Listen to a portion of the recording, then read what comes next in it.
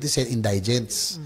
So, dapat bawat Pilipino, under the Universal Healthcare Act, sagot na. At ano na, automatic member. Pero, member na ng PhilHealth. Pero, nakakainit na ulo eh.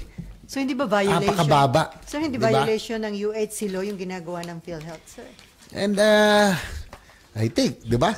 Kasi, ayon sa batas natin, dapat sagutin po nila. So, diba? walang liability, sir, ang ang PhilHealth? No, we'll look into this and probably we will have an investigation. Anong ginagawa nila dito? Anong basis nila? Pasensya na medyo nag-iinit na ulo kasi of course, this is my baby. The UAC is my baby. I'm proud of the passage of this law. It's a landmark legislation na ngayon dapat entering 50 year na tayo ng implementation, dapat nararamdaman na ito. Pero kung ganito yung mga billing at ganito lang sinasagot ng PhilHealth, naglolokohan tayo dito. Di ba? And if needed, I would look into this. Paimbestigahan ko rin talaga ang PhilHealth. Anong ginagawa nila dito? Magpa-file kayo ng resolution, sir? Siguro after the hearing, I will weigh things, and if I'm not really satisfied, and we'll file probably a reso for investigation on PhilHealth kung bakit nagkakaganito kanilang implementation. Ang bababa eh. 'Di ba? 20% na yung pinakamataas, may 4%, may 0.69%. Anong ginagawa nila? Nakakaano naman 'yan? Nakakainit ng ulo, 'di ba? Nakaka-frustrate and ako nagmita ulo kasi proud akong pinagmamalaki na pasado na ito tapos ganito ang gagawin ng PhilHealth. Hindi nararamdaman ng taong bayan. Hindi na dapat to nararamdaman na ngayon eh. 'Di ba? Kasi ano na tayo, halfway na. It's a 10-year program. We're already entering the 5th year of implementation. Actually, magsi 6 years na nga yata, 2019. Puro IRR. So, 5th year, dapat ngayon mas nararamdaman na. Ang target natin to lower. Kung maibaba na natin ng 30%, yung out-of-pocket expense, ang laking bagay na sana nun. Very crucial, of course, yung budget ng DOH. And of course, yung PhilHealth lalo na. I think yung PhilHealth ang may pinakamalaking problema. Kasi pasado na yung UHC, no? We are entering the 5th year already of implementation. It was signed 2019. It's a work in progress. So it's a 10-year program. Pero by now, it should already be felt by most Filipinos, no? Although nagkaroon naman ng improvement na from almost 70% na out-of-pocket expense prior to its passage. Ngayon, nasa 42-45% na lang.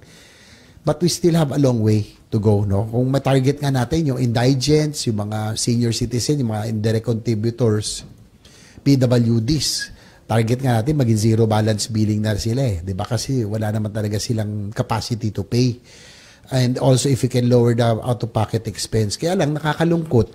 Kaya nga pinapakukusan yung I prepared for yesterday, kaya lang na-suspend. Halimbawa, may billing ang ang ospital. Halimbawa, 500,000 kung complicated yung inabot yung sakit. Ang PhilHealth minsan 12,000 lang. Ba't ganun? Nandun sa batas na akong sponsor that we already leveled up yung mga Z-benefit packages ng PhilHealth. For example, dapat kung open heart surgery, bypass or angioplasty, nasa 500,000 dapat ang makukuha dyan. Kung kidney transplant, and 600,000. Kung severe pneumonia, nasa 300,000. So, bakit pag umabot ng milyon o 500,000, ba't ang binibigay na PhilHealth 12,000? Ano ba kayo? Ganun Private corporation? Tinitipid nyo? Dapat yan binibigay natin sa taong bayan. Not until, I have seen already that siguro na hanggat nakikita natin na may mga kababayan tayo na pumipila pa, humihingi ng tulong, hindi makabayad sa ospital, hindi pa natin nakikita nagiging successful tayo. And then you will say that there is a 90 billion excess.